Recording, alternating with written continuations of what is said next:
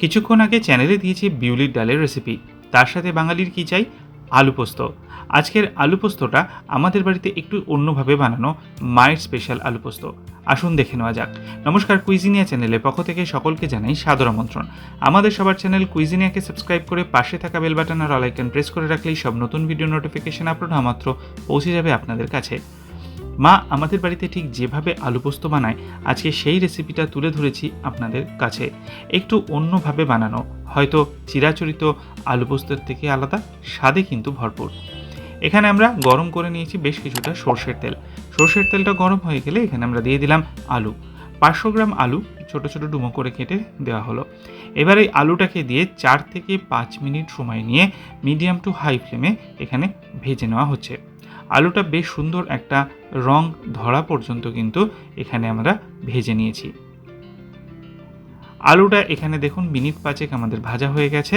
এরপর এতে আমরা প্রথমেই দিচ্ছি স্বাদ অনুযায়ী নুন, তার সাথে দেওয়া হচ্ছে 1/4 টিস্পুন পরিমাণ হলুদ গুঁড়ো, 1/4 টিস্পুন পরিমাণ লাল লঙ্কার গুঁড়ো। এই 3টে জিনিস দিয়ে আলুটাকে আবারও মিনিট খানেকের সময় নিয়ে একটু হালকা নাড়াচাড়া করে নেব। এগিয়ে যাব তার আগে মনে করিয়ে দিই আমার নতুন চ্যানেল লাইফ ইজ প্রেশাস, যেখানে জীবনের নানা দিক নিয়ে আমি আপনাদের সাথে আলোচনা করি। চ্যানেলটাকে সাবস্ক্রাইব করতে আজকের ভিডিও ডেসক্রিপশন বক্সের লিঙ্কটা প্লিজ চেক করে নেবেন। আর যদি ভিডিওগুলো ভালো লাগে লাইক শেয়ার কমেন্ট করতে ভুলবেন না যেন। এবার এখানে একটা মিক্সির জারে আমরা নিয়ে নিয়েছি পোস্ত। মোট 4 টিস্পুন পরিমাণ পোস্ত এখানে আমরা ব্যবহার করেছি। পোস্তটাকে এবার আমরা শুকনো অবস্থায় প্রথমে গুঁড়ো করে নিচ্ছি, আর তারপর গুঁড়ো করা হয়ে গেলে এখানে আমরা দিয়ে দিচ্ছি একটা কাঁচা লঙ্কা আর 3 টেবিল চামচ পরিমাণ জল দিয়ে একটা মিহি পেস্ট পোস্তর এখানে আমরা বানিয়ে রাখছি। এরপর এই পোস্ত বাটাটা সম্পূর্ণটাই আমরা আলুর মধ্যে দিয়ে দিলাম, দিয়ে মিনিট 2 সময় নিয়ে আলুটাকে পোস্তর সাথে সুন্দর করে ভেজে নেওয়া হচ্ছে। একদম কাঁচা পোস্ত কিন্তু আমরা ব্যবহার করি না, আমাদের বাড়িতে ঠিক এরকমভাবেই মা আলু পোস্তটা বানায়। এতে একটা সুন্দর ভাজা পোস্তের গন্ধ বেরোয়, যেটা খেতে কিন্তু দারুণ লাগে। তাই একবার এরকমভাবেও বানিয়ে কমেন্টে জানাবেন কেমন লাগলো।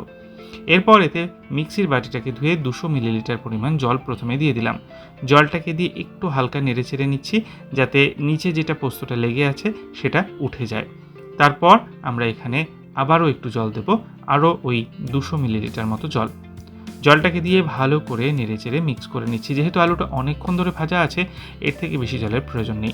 4টে কাঁচা লঙ্কা দিয়ে দিলাম, আর তারপর মিনিট 5 থেকে 6 মিডিয়াম টু হাই ফ্লেমে এটাকে আমরা কুক করব। এটা কিন্তু আমরা পাতলা পাতলা করছি না, যেরকম বাঁকুড়া বা বীরভূমের আলু পোস্ত হয় পাতলা, সেরকম কিন্তু নয়।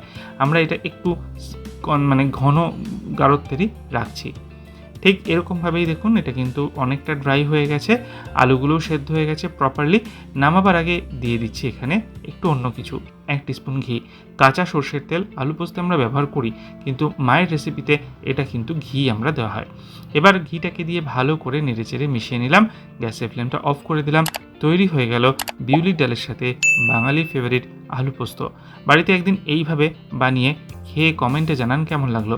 ভালো লাগলে বরাবরের মতো লাইক এবং প্রচুর শেয়ার করতে ভুলবেন না যেন। যারা এখনও চ্যানেল কুইজিনিয়াকে সাবস্ক্রাইব করেননি, অনুরোধ করব চ্যানেলটাকে সাবস্ক্রাইব করে এই পরিবারের সদস্য হয়ে যাওয়ার জন্য। লাইফ ইজ প্রেশাস গল্পে শেখালে কাল চ্যানেল দুটিকে সাবস্ক্রাইব করতে আজকে ভিডিও ডিসক্রিপশন বক্সে লিঙ্কটা প্লিজ চেক করে নেবেন। সবাই ভালো থাকবেন, সুস্থ থাকবেন, দেখা হবে পরের রেসিপি নিয়ে। আজ এ পর্যন্তই, নমস্কার।